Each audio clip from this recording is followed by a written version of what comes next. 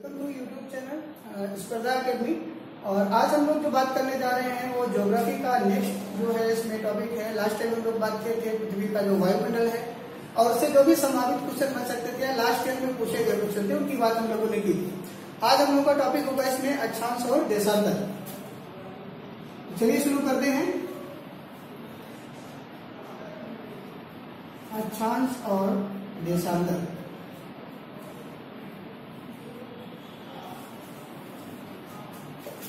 English में अक्षांश को लैटिट्यूड कहा जाता है, लैटिट्यूड एंड लॉन्गिट्यूड। तो ये लैटिट्यूड क्या होता है, लॉन्गिट्यूड क्या होता है? तो ये ऐसी एक इमेजरी लाइंस होती हैं, काल्पनिक रेखाएं होती हैं जो कि ग्लोब पर होती हैं। अगर बात करें कि ये अक्षांश और देशांतर क्या जो अर्थ है, पृथ्वी है, उस पे है, तो पृथ्वी पर अक्षांश और देशांतर जैसी कोई भी लाइंस नहीं है। ये रेखाएं केवल हम लोगों को मानचित्र पे दिखती हैं, या फिर जो ग्लोब होता है, जो पृथ्वी का एक आभासी प्रतिबिंब होता है, उस पर हम लोग देख सकते हैं अक्षांश और देशांतर के बारे में। तो अभी डायग्राम के थ्रू समझेंगे भी कि अक्षांश रेखाएं कितनी होती हैं, ठीक है, और इनकी डायरेक्शन क्या होती है जो ड्रॉ की गई है इसमें। तो ठीक है, चलिए सबसे पहले बात कर लेते हैं अक्षांश रेखाओं की। अक्षांश रेखाएं क्या होती है, लैटिट्यूड लाइंस क्या होती है? अक्षांश रेखाएं लैटिट्यूड लाइंस।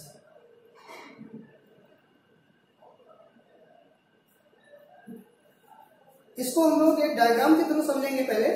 जैसे कि अक्षांश का के लिए अगर हम लोग डायग्राम एक ड्रॉ करते हैं, ये कुछ सेम वैसे ही जैसे पृथ्वी का आकार होता है। हमारी जो पृथ्वी है वो एकदम गोल नहीं है, उसका जो सर्कलाकार नहीं है, ठीक है। ये कैसी है, अंडाकार है। जैसे अंडा क्या होता है, बीच में उभरा हुआ होता है। अगर बाकी उसके नॉर्थ साइड में जाए, साउथ साइड में जाए तो थोड़ा सा चिपटा हुआ होता है, ठीक वैसे ही।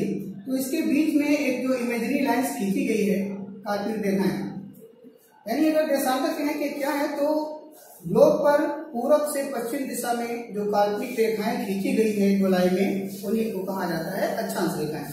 और इनमें से जो 0 डिग्री एक अक्षांश यहाँ पर है, इसको हम लोग कहते हैं भूमध्य रेखा या विषुवत रेखा कहा जाता है, इक्वेटर कहा जाता है। इसको क्या कहते हैं, विषुवत रेखा, या इसी को क्या कहा जाता है, भूमध्य रेखा कहा जाता है। ये दोनों नाम से कभी विषुवत रेखा आता है, कुछ आता है, कभी भूमध्य रेखा। देखिए, भू का मतलब होता है पृथ्वी या अर्थ, मध्य मतलब बीच में, रेखा मतलब एक जुलाई। तो पृथ्वी के बीचों बीच में, या ये कह सकते हैं कि ग्लोब के बीचों बीच में जो काल्पनिक रेखा खींची गई है, इमेजिनरी लाइंस ड्रॉ की गई है, ईस्ट टू वेस्ट यानी कि पूरब से पश्चिम, उसी को क्या कहा जाता है, विषुवत रेखा कहा जाता है, भूमध्य रेखा कहा जाता है। ये पूछा जाता है कि कितने डिग्री अक्षांश होती है, तो ये 0 डिग्री अक्षांश, यानी कि क्षैतिज रूप से रेखा ये खींची जाती है। ठीक ऐसे ही हम लोग बढ़ते जाते हैं, 1 डिग्री, 2 डिग्री, 3 डिग्री, 4 डिग्री, बढ़ते बढ़ते आते हैं तो यहाँ पर 90 डिग्री उत्तरी ध्रुव, 90 डिग्री नॉर्थ पोल, ठीक है। ऐसे ही 1 डिग्री, 2 डिग्री से यहाँ पे लाइन ड्रॉ करते जाए तो साउथ में आते हैं, तो यहाँ पर 90 डिग्री साउथ पोल है, यानी कि दक्षिणी ध्रुव।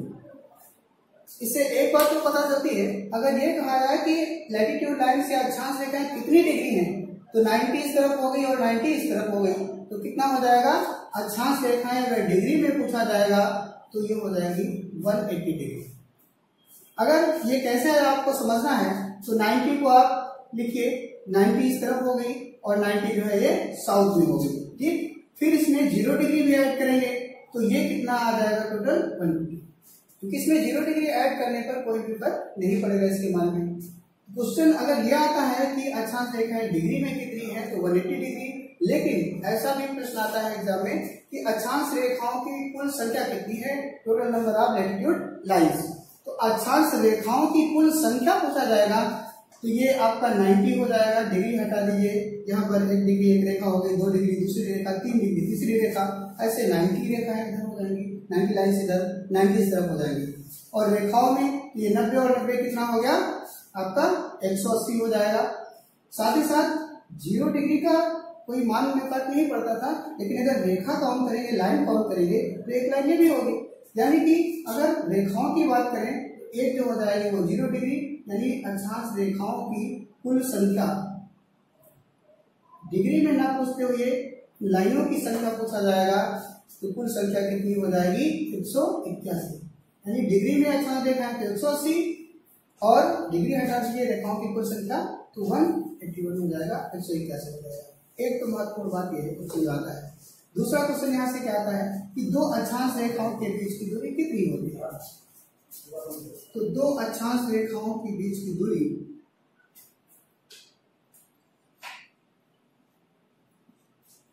तो अक्षांश रेखाओं के बीच की दूरी होती है,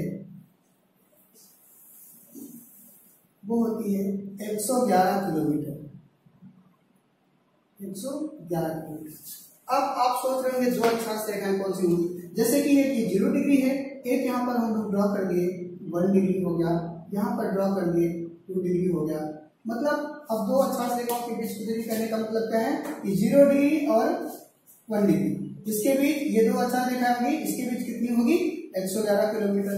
ऐसी अगर हम लोग यहाँ जाए 1 डिग्री से 2 डिग्री, ये भी दो अक्षांश रेखाएं हो गई, इसके बीच की दूरी भी कितनी 111, यानी कि हर दो अक्षांश रेखाओं के बीच की डिस्टेंस कितनी होती है पूछा जाता है 111 किलोमीटर होती है। अक्षांश रेखाओं को समानांतर रेखाएं भी कहा जाता है। दूसरा इनका नाम क्या है समानांतर रेखाएं, पैरेलल लाइंस। इनको समानांतर रेखाएं या पैरेलल लाइंस इसलिए कहा जाता है क्योंकि ये समान अंतर पर होती है। जैसे जैसे हम लोग इस तरफ लाइन ड्रॉ करते जाएंगे इनके बीच की दूरी कभी घटेगी बढ़ेगी नहीं, 111 किलोमीटर ही रहती जाएगी। इस तरीके से ये अक्षांश रेखा इस तरह ड्रॉ करते गए और ये सब लाइन्स होगी। साथ ही साथ दो अक्षांश रेखाओं के बीच की दूरी को किस नाम से जानते हैं। दो अक्षांश रेखाओं के बीच की दूरी को क्या कहा जाता है, जोन कहा जाता है। तो दो अक्षांश रेखाओं के बीच की दूरी है 111 किलोमीटर और इसको इस क्षेत्र को क्या कहते हैं, इसको जोन के नाम से जाना जाता है। ठीक, इतनी बात हम लोगों ने कर लिया। प्रश्न यहाँ से क्या क्या आता है कि विषुवत रेखा कितने डिग्री अक्षांश है तो 0 डिग्री अक्षांश, या भूमध्य रेखा कितने डिग्री अक्षांश है तो 0 डिग्री अक्षांश। साथ ही साथ ये जो विषुवत रेखा है 0 डिग्री अक्षांश, ये पृथ्वी को दो समान गोलार्धों में बांटती है। बीचों बीच में है तो उत्तर में आधा गोलार्ध उत्तरी गोलार्ध कहलाता है, नॉर्दर्न हेमिस्फीयर कहलाता है।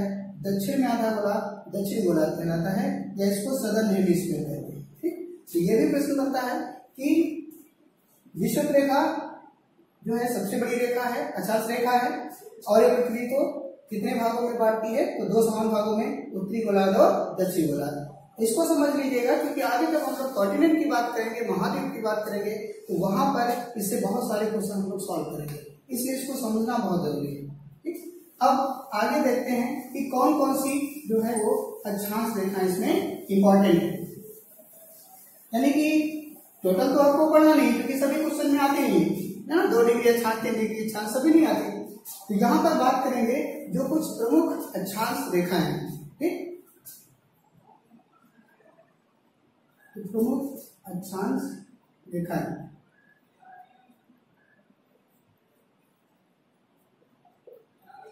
Important latitude lines. प्रमुख अक्षांश रेखाएं कौन कौन सी हैं, एक बार फिर उस मैप को ड्रा करते हैं। प्रमुख अक्षांश रेखा एक हो गया 0 डिग्री अक्षांश। अभी हम लोगों ने क्या बात किया था, इस रेखा को क्या कहते हैं, 0 डिग्री अक्षांश रेखा को क्या कहते हैं, विषुवत रेखा कहा जाता है या भूमध्य रेखा कहा जाता है। इसके बाद उत्तरी गोलार्ध में ये 23.5 डिग्री उत्तरी अक्षांश है। ठीक, इसको क्या कहते हैं, इसको कहते हैं कर्क रेखा। इंग्लिश में से ट्रॉपिक ऑफ कैंसर कहा जाता है। ठीक है, दक्षिण में अगर हम लोग देखें तो ऐसे ही दक्षिण में भी एक 23.5 डिग्री अक्षांश रेखा होगी, और ये दक्षिण गोलार्ध में है तो इसलिए इसको क्या कहेंगे, दक्षिणी अक्षांश कहेंगे। ठीक, इस रेखा को किस नाम से जाना जाता है, ठीक वैसे ही जैसे 0 डिग्री अक्षांश को क्या कहते हैं, विषुवत रेखा भूमध्य रेखा, 23.5 डिग्री उत्तरी अक्षांश को क्या कहते हैं, कर्क रेखा कहते हैं। ऐसे ही 23.5 डिग्री दक्षिणी अक्षांश को क्या कहा जाता है, मकर रेखा कहा जाता है। मकर रेखा, ट्रॉपिक ऑफ कैप्रिकॉर्न। तो ये महत्वपूर्ण अक्षांश रेखाएं हैं। अब देखिए क्वेश्चन कैसे यहां से बनता है। ठीक, क्वेश्चन बनता है कि कर्क रेखा कितने डिग्री अक्षांश पर होती है। ऑप्शन में आपको 23.5 डिग्री उत्तरी अक्षांश, पहला ऑप्शन। दूसरा ऑप्शन 23.5 डिग्री दक्षिणी अक्षांश, ठीक है, 0 डिग्री अक्षांश, 180 डिग्री अक्षांश, ऐसे ऑप्शन आपको मिलते हैं। लेकिन अब देखिए 23.5 डिग्री अगर आप याद रखेंगे तो 23.5 डिग्री तो उत्तर में भी पड़ता है, दक्षिण में पड़ता है। पूछा क्या गया है आपसे क्वेश्चन में कि कर्क रेखा कितने डिग्री अक्षांश। अब केवल अगर आप 23.5 डिग्री याद रखेंगे तो कंफ्यूजन हो जाएगा। कैसे हो जाएगा? क्योंकि एक ऑप्शन में ये दिया है, दूसरे ऑप्शन में ये दिया है। इसलिए अगर ये कंफ्यूजन आपको ना हो, इसलिए आपको जानना जरूरी है कि उत्तरी अक्षांश या दक्षिणी अक्षांश। उत्तर में 0 डिग्री जो अक्षांश रेखा है, इसके उत्तर में जितने भी अक्षांश होंगे, रेखाएं होंगी, ये अक्षांश कहेंगे। दक्षिण में जो अक्षांश रेखा होंगे उनके साथ क्या लिखेंगे? दक्षिणी अक्षांश लिखेंगे। तो कर्क रेखा पूछा गया है तो टोटल जो कंप्लीट आपका आंसर होगा वो क्या होगा कि 23.5 डिग्री उत्तरी अक्षांश, क्योंकि उत्तरी गोलार्ध में कर्क रेखा है। 23.5 डिग्री दक्षिणी अक्षांश लगा दोगे तो पूछा जा रहा है कर्क रेखा, लेकिन आपने क्या लगा दिया मकर रेखा, गलत हो जाएगा। तो आपको उत्तरी अक्षांश दक्षिणी अक्षांश जो लगा हुआ है ये याद रखना बहुत जरूरी है। इसके अलावा दूसरा क्वेश्चन यहाँ से क्या बन सकता है? ये बन सकता है कि कर्क रेखा पृथ्वी के कौन से गोलार्ध में होती है, उत्तरी गोलार्ध में होती है या दक्षिणी गोलार्ध में। तो पहले से आपने अगर डायग्राम से समझ रखा है तो इसका जवाब देने में कोई मुश्किल नहीं है।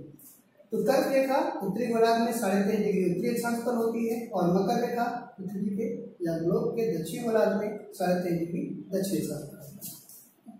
फिर यहाँ पर आगे हम लोग बात करते जाते हैं और बढ़ेंगे, क्योंकि यहाँ पे तो अभी बात की कि 90 डिग्री क्या है, उत्तरी ध्रुव है यहाँ पे नॉर्थ पोल।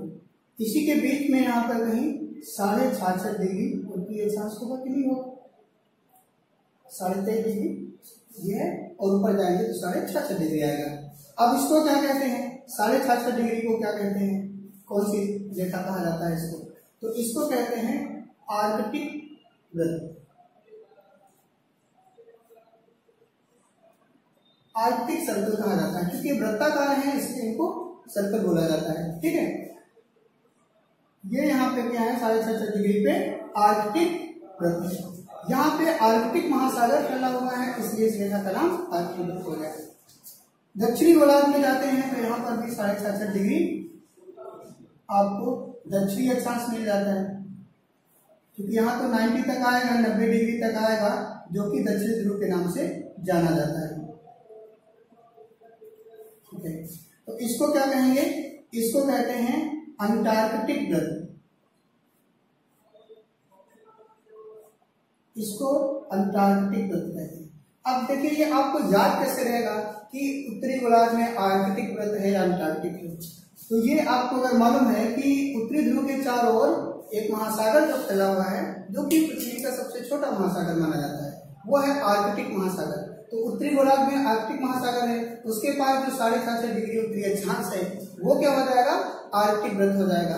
नीचे अगर हम लोग आए तो यहाँ पर दक्षिणी गोलार्ध जो है और दक्षिणी ध्रुव के चारों ओर फैला है अंटार्कटिका महाद्वीप। तो अंटार्कटिका महाद्वीप फैला हुआ है, तो अंटार्कटिका महाद्वीप दक्षिणी गोलार्ध में है, उसके पास में जो रेखा है, ठीक है, अक्षांश रेखा, उसको क्या कहेंगे?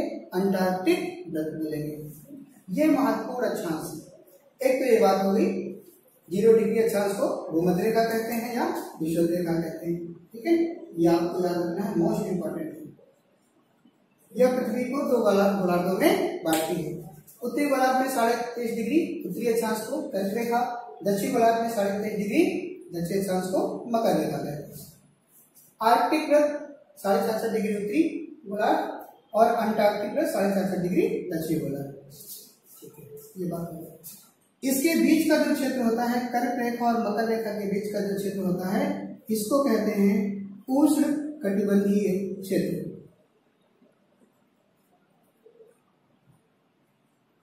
उष्ण कटिबंधीय क्षेत्र कौन सा होगा? तो कर्क रेखा और मकर रेखा के बीच का क्षेत्र।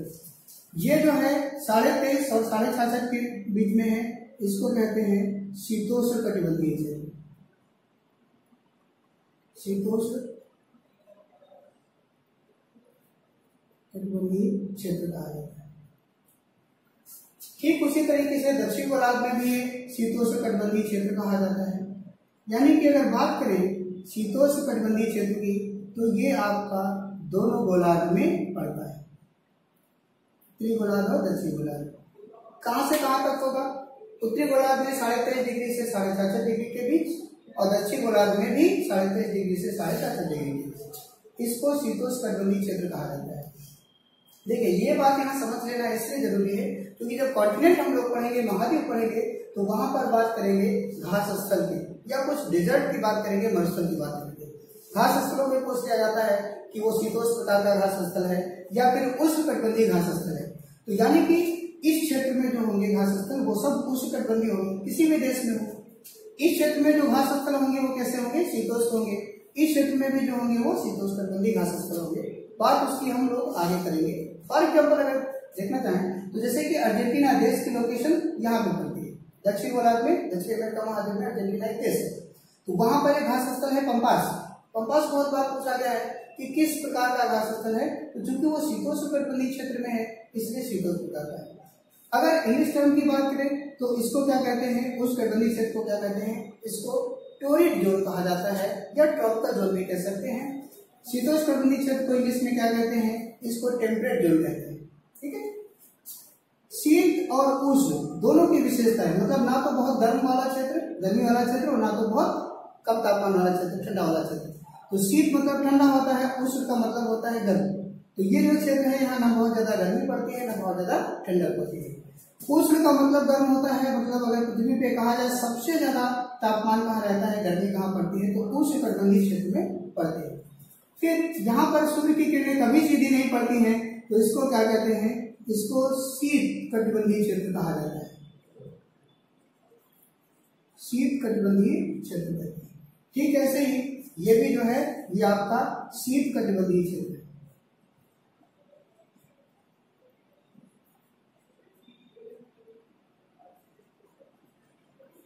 शीत कटिबंधीय क्षेत्र।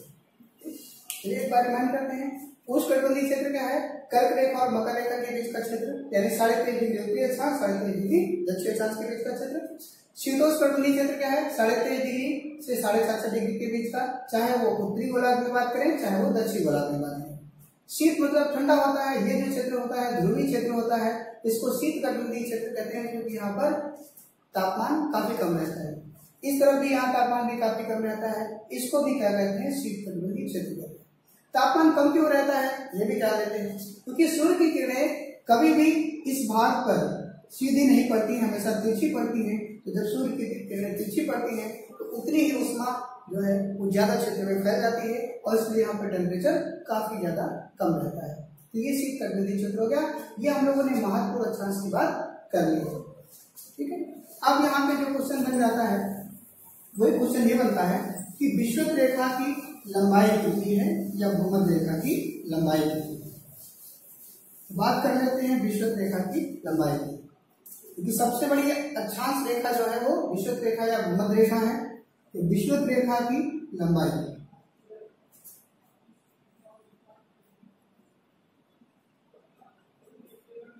विषुवत रेखा की लंबाई है 40,075 किलोमीटर और ये सबसे बड़ी अक्षांश रेखा है। प्रश्न आता है सबसे बड़ी अक्षांश रेखा कौन सी है? तो विषुवत रेखा या भूमध्य रेखा, या इंग्लिश में इसको क्या कहते हैं? इक्वेटर कहा जाता है। इसकी लंबाई याद रखिएगा, रेलवे जैसे एग्जाम्स में ये सब पूछ लिया जाता है, काफी महत्वपूर्ण है। तो विषुवत रेखा की लंबाई।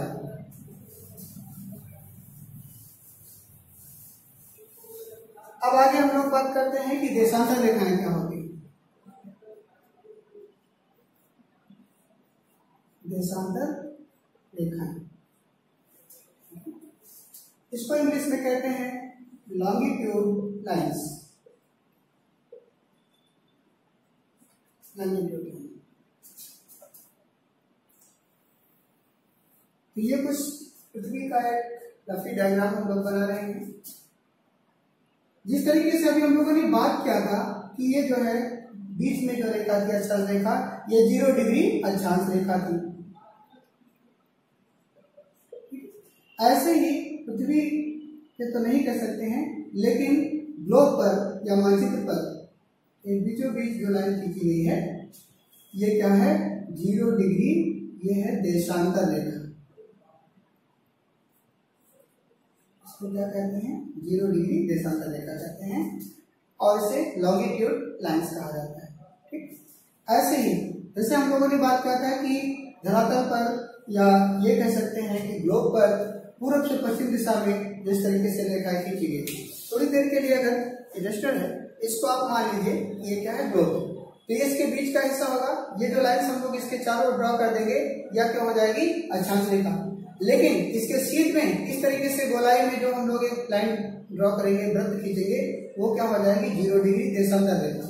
जैसे कि ये हमने खींच दिया, ये 2D डायग्राम है इसलिए इसके पीछे का पोर्शन नहीं दिख रहा है, लेकिन अगर 3D होता है तो इस तरीके से बात करें तो ये पूरा एक जो सर्कल होगा ये क्या हो जाएगा 0 डिग्री देशांतर, जिसको प्रमुख या उत्तर भी कहा जाता है। ठीक ऐसे ही उत्तर से दक्षिण दिशा में ये बहुत सारी लाइन्स इस पे खींची गई है। अगर उनके संख्या की बात करें तो अभी बात कर रहे हैं कि कुल कितनी होगी, ये क्या हो गई देशांतर रेखा। ठीक है, 0 डिग्री देशांतर रेखा ये है।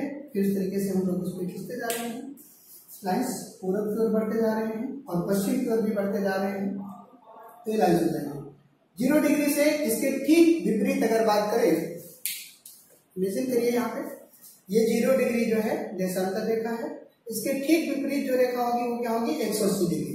यानी इस बात से पता चलता है कि 0 डिग्री से जो लाइन 1 डिग्री 2 डिग्री बढ़ते बढ़ते हम लोग खींचते कहाँ जा रहे हैं, इसके जस्ट विपरीत आ जाएंगे, तो वहां पर 180 डिग्री होगी। पश्चिम में खींचते जा रहे हैं 0 डिग्री 1 डिग्री 2 डिग्री 3 डिग्री 4 ऐसे सॉरी इससे बढ़ते बढ़ते जाएंगे तो कहाँ तक पहुंच जाएगा 180 डिग्री तक। यानी इस तरफ से पहुंचेंगे 180 डिग्री तक, उस तरफ से 180 डिग्री तक। 0 डिग्री के जस्ट विपरीत में कौन सी रेखा है 180 डिग्री। तो आप इमेजिन करिए कि 1 डिग्री से 2 डिग्री बढ़ते बढ़ते हम लोग पीछे तक गए, इसके जस्ट विपरीत 180 डिग्री। इधर से भी पहुंचेंगे तो वो भी कितना हो जाएगा 180 डिग्री। अब देखिए देशांतर रेखाओं की अगर बात करें कितने डिग्री हैं, तो यहां पर आपको कितना मिल गया 360 डिग्री। देशांतर रेखाओं के मान की बात करें तो कितना है 360। और अगर ये आपको बात थोड़ा सा समझने में नहीं आती है कि 180 डिग्री से इधर 180 डिग्री से इधर, तो ये समझ सकते हैं कि ये पूरा अगर एक गोलाई में लेंगे तो 180 इधर आएगा 180 इधर आएगा, तो ये 360 वैसे भी होता है ग्राउंड है ना, 360 डिग्री होता है। तो देशांतर रेखा अगर कहा जाएगा तो कितने डिग्री हैं 360 डिग्री। अगर देशांतर रेखाओं की संख्या की बात करें, जैसे कि अभी हम लोगों ने बात किया था अक्षांश रेखाओं की कुल संख्या 181 थी, ऐसे ही देशांतर रेखाओं की कुल संख्या अगर बात करें तो इनकी कुल संख्या जो है वो है 360। डिग्री में भी 360 है और संख्या में भी 360। आप कहोगे कि 361 होना चाहिए, बिल्कुल आपका कहना सही है, लेकिन जरा सोचिए कि इसके जस्ट पीछे जो हम लोगों ने 180 डिग्री की बात की है उसको हमने इधर से भी काउंट कर लिया है और इस तरफ से भी काउंट कर लिया है, जबकि 180 डिग्री रेखा क्या है एक ही है। ठीक, तो 360 पे हो गया। इसमें से अगर हम एक को 180 डिग्री काउंट करेंगे, एक को 179 डिग्री काउंट करेंगे, तो कितना आ जाएगा इसमें आपका आ जाएगा 359 आएगा। लेकिन ये 0 डिग्री वाली रेखा को भी काउंट करोगे ना सामने रेखा, तो इसमें एक और जोड़ देंगे, इसलिए कितना आ जाता है 360 आ जाता है। यानी कि 180 डिग्री जस्ट जो 0 डिग्री के विपरीत है वो एक ही रेखा है, इसलिए 180 एक बार लिखना चाहिए था, है ना, लेकिन ये क्या हो गया 360 हो गया। अब बात आती है कि दो देशांतर रेखाओं के बीच की दूरी विषुवत रेखा पर क्या होती है। तो ये 0 डिग्री है, यहाँ मान लेते हैं 1 डिग्री है, ये 2 डिग्री है, इस तरीके से बढ़ते बढ़ते जाते हैं। अब ये जो 0 डिग्री से 1 डिग्री, ये दो देशांतर रेखाओं के बीच, तो देशांतर रेखाओं के बीच की दूरी हमेशा समान नहीं रहती है। हम लोग इसमें जैसे जैसे कहाँ जाते हैं विषुवत रेखा से भूमध्य रेखा से ध्रुव की ओर जाते हैं, यहाँ पे 90 डिग्री उत्तरी ध्रुव है, यहाँ पे दक्षिण, तो इनके बीच की दूरी कम होती जाती है। आप यहाँ पर देख भी रहे हैं ध्रुव पे इनके बीच की दूरी हो जाती है 0। पूछा जाता है कि दो देशांतर रेखाओं के बीच की दूरी ध्रुव पर क्या होगी, तो जीरो होगी। इसलिए जीरो होगी क्योंकि ये सभी देशांतर रेखाएं उत्तरी, ये दक्षिण ध्रुव है, ये उत्तरी ध्रुव है, यहाँ पर आपस में मिल जाती है। तो रेखाओं के मिल जाने की वजह से दूरी हो जाती है जीरो। क्वेश्चन क्या आता है, या तो ध्रुव पे पूछा जाएगा, पोल पे पूछा जाएगा, इनके बीच की दूरी कितनी, तो 0 डिग्री। अगर विषुवत रेखा पर दो देशांतर रेखाओं के बीच की दूरी पूछा जाए तो क्या होगी, देख लेते हैं। विषुवत रेखा पर दो देशांतर रेखाओं के बीच की दूरी,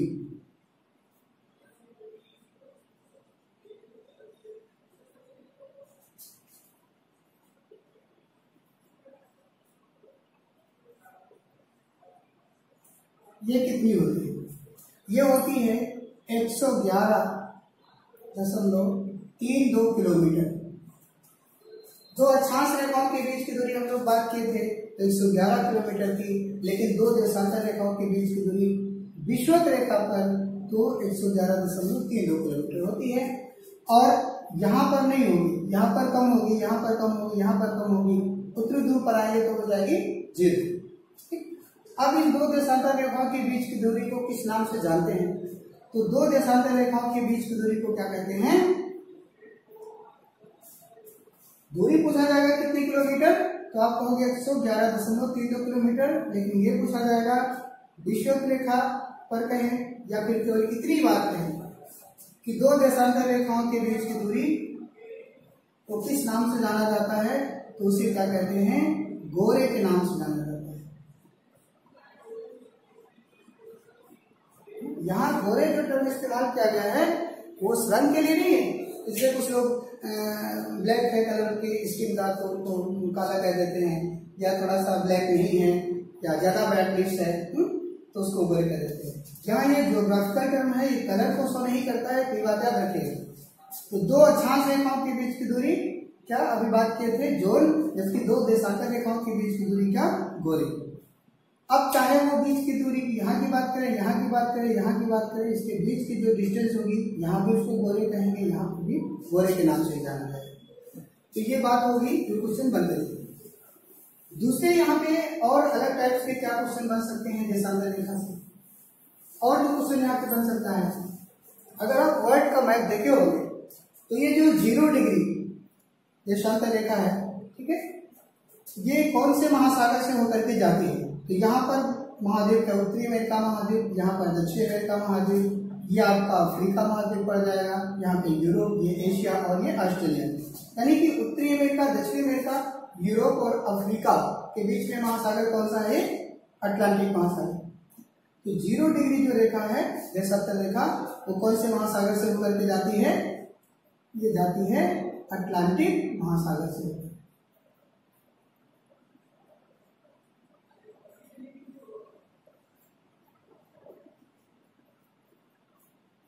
अटलांटिक महासागर से होकर गुजरती है ना। कौन सी देशांतर रेखा, 0 डिग्री देशांतर। 0 डिग्री देशांतर रेखा कौन से महासागर से होकर जाती है, अटलांटिक महासागर से होकर के जाती है। ठीक, एक तो इंपॉर्टेंट क्वेश्चन ये बन सकता है। दूसरा क्या क्वेश्चन बन सकता है, पूछा जाता है कि 0 डिग्री देशांतर के बारे में कि प्रमुख व्यामोत्तर, आया भी एग्जाम्स में क्वेश्चन, प्रमुख व्यामोत्तर कितने डिग्री देशांतर रेखा को कहते हैं, इंग्लिश में से क्या कहते हैं, प्राइम मेरिडियन।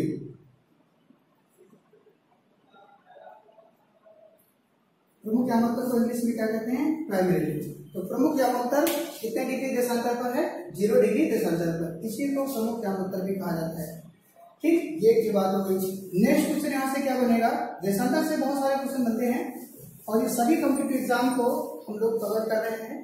कोई भी एग्जाम हो चुकी जो इसके पहले हम लोग वीडियो देखे थे या अपलोड किया था मैंने, तो उसमें कुछ लोगों ने कहा था कि सर ऑल कॉम्पिटिटिव एग्जाम्स के क्वेश्चन को कवर कर लीजिए, तो वो तो मैं उसमें भी लगभग कवर किया था, लेकिन सभी कॉम्पिटिटिव एग्जाम को, क्योंकि देखिए जीएस एक ऐसा क्वेश्चन है, अगर स्पेशली यूपीएससी को छोड़ दिया जाए, आईएएस के एग्जाम को छोड़ दिया जाए, तो पीसीएस का जो प्रीलिम्स का एग्जाम होता है, बिग टैग होता है, या जितने भी स्टेट्स के वनडे एग्जाम्स है यूपी के, ठीक है, यूपी टीएससी करवाता है, इसके अलावा या एसएससी का भी है, सेंट्रल गवर्नमेंट के जो भी वनडे एग्जाम्स हैं, और अगर हम बात करें तो धीरे धीरे पीसीएस और इन सभी एग्जाम का लेवल 1 होता जा रहा है। पहले कभी था कि पीसीएस में लेवल कुछ अलग था, अभी जो लेवल है एडीएस सीडीएस का थोड़ा सा डिफरेंट है, यूपीएससी का डिफरेंट है ना। क्वेश्चन सिलेबस में चीजें वही है, लेकिन क्वेश्चन पूछने का पैटर्न थोड़ा सा अलग है। लेकिन यहाँ पर अगर आप यूपीएससी में दे रहे हैं तो ये सभी चीजें वहां पर भी इंपॉर्टेंट है। एनडीए सीडीएस का एग्जाम देना चाहते हैं, दे रहे हैं तो वहां भी इंपॉर्टेंट है। और अगर आप यूपीपी यानी ग्रुप डी का एग्जाम देना चाहते हैं तो वहां पर भी प्रमुख यहाँ उत्तर पूछा जा सकता है, सबसे बड़ी अक्षांश रेखा पूछी जा सकती है। तो इसमें कोई ये बात नहीं है कि किसी एक एग्जाम में कवर किया जा रहा है या किसी के लिए वीडियो बेनिफिशियल या नहीं है। तो ये जो क्वेश्चन यहाँ पे बनते हैं अक्षांश शब्द से वो सभी एग्जाम्स में आते हैं। नेक्स्ट क्वेश्चन यहाँ से क्या बनता है, पूछा जाता है कि जीएमटी लाइन 0 डिग्री जो देशांतर रेखा है इसको ग्रीनविच मीन टाइम कहा जाता है। जीएमटी का मतलब क्या है, Greenwich mean time.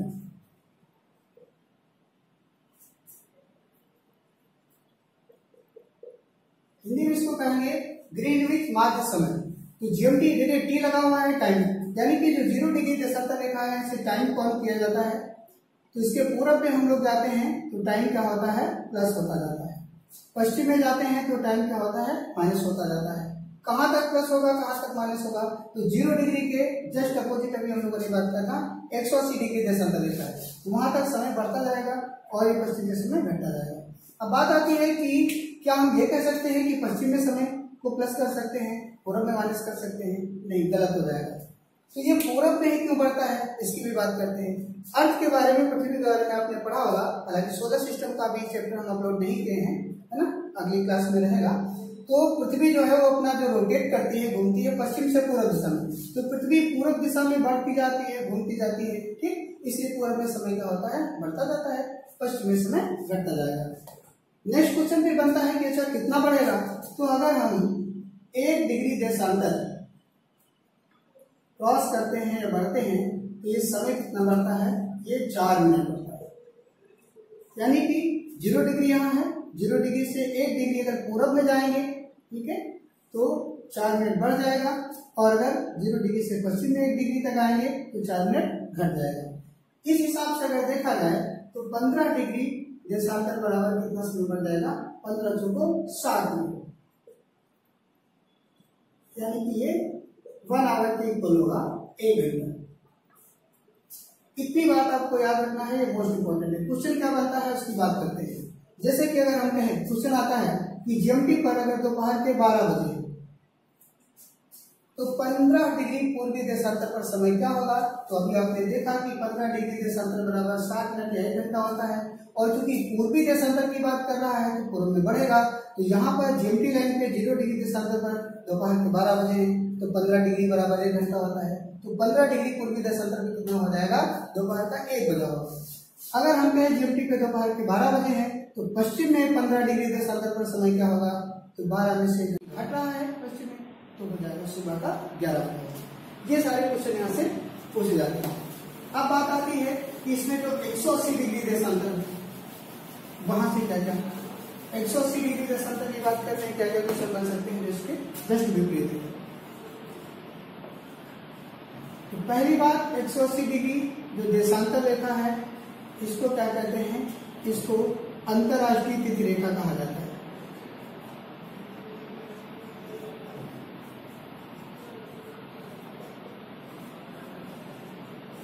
International date time 180। एक क्वेश्चन ये बनता है कि 180 डिग्री देशांतर को क्या कहते हैं, अंतरराष्ट्रीय तिथि रेखा कहते हैं। क्योंकि यहाँ से डेट टाइम इसलिए कहते हैं क्योंकि यहाँ से तिथि की गणना होती है, कैसे की बात करते हैं। दूसरा क्वेश्चन आता है कि 180 डिग्री देशांतर रेखा कौन से महासागर से होकर के जाती है। अगर उसी डायग्राम को अगर हम थोड़ा सा क्या करते हैं, घुमा दें, यानी कि 0 डिग्री उसके पीछे चला जाए और 180 डिग्री क्या आ जाए, सामने आ जाए। ये मैंने बीच में इसकी लाइन लिख दिया है। अब उस डायग्राम को हमने थोड़ा सा घुमा दिया है, 0 डिग्री जस्ट इसके पीछे चला गया है और यहाँ पर आ गया है 180 डिग्री देशांतर।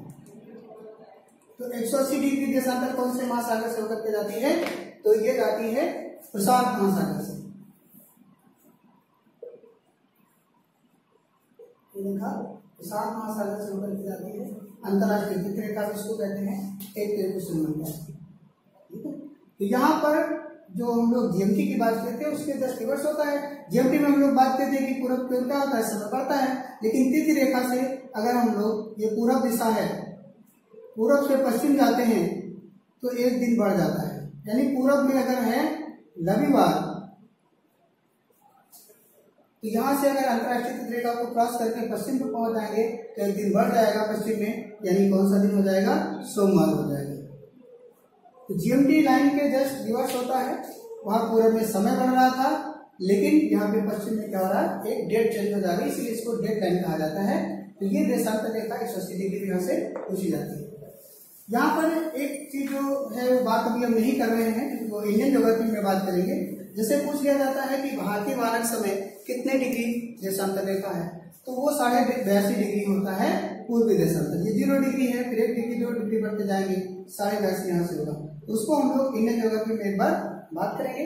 और यहाँ पर तो इतना सारा क्वेश्चन बनता है। साथ ही साथ अंतरराष्ट्रीय तिथि रेखा या 0 डिग्री देशांतर एक जलसंधि पड़ती है, पूछा जाता है कि कौन सी जलसंधि से होकर के जाती है। तो ये जो है 180 डिग्री देशांतर रेखा, ये जाती है बेरिंग जलसंधि से होकर।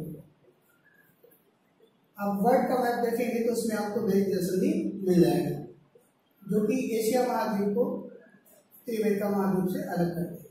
तो बेरिंग जलसंधि से होकर के क्रॉस करती है, और इसको कई बार मोड़ा भी गया है। क्यों मोड़ा गया है, इसलिए क्योंकि जहां पर कोई द्वीप पड़ गया है महासागर में तो उसको मोड़ दिया गया, इसलिए उस द्वीप से किसी स्थलीय भाग से नहीं जाती है रेखा। क्योंकि अगर कोई द्वीप यहाँ पर है और उसको मोड़ा नहीं गया, सीध कर दिया गया, तो एक ही द्वीप में या देश में 2 तिथियों की समस्या उत्पन्न हो जाएगी। ठीक है, अलग अलग द्वीप की समस्या उत्पन्न हो जाएगी, इसलिए इसको कई बार मोड़ा भी गया। कई बार क्या 9 बार इसको मोड़ा गया। तो ये सारे क्वेश्चन जो थे अक्षांश और देशांतर से बनते थे। 2 स्थानों के बीच की न्यूनतम दूरी कहाँ पर होती है, तो वो भी होती है 180 डिग्री देशांतर पर या अंतरराष्ट्रीय तिथि रेखा पर होती है। तो इस तरीके से अक्षांश और देशांतर की जो भी सभी कॉम्पिटिटिव एग्जाम को कवर करते हुए हम लोगों ने डिस्कस किया है, वो क्वेश्चन आते हैं, वो चर्चा कर ली है। चलिए थैंक्स, आज के लिए इतना ही।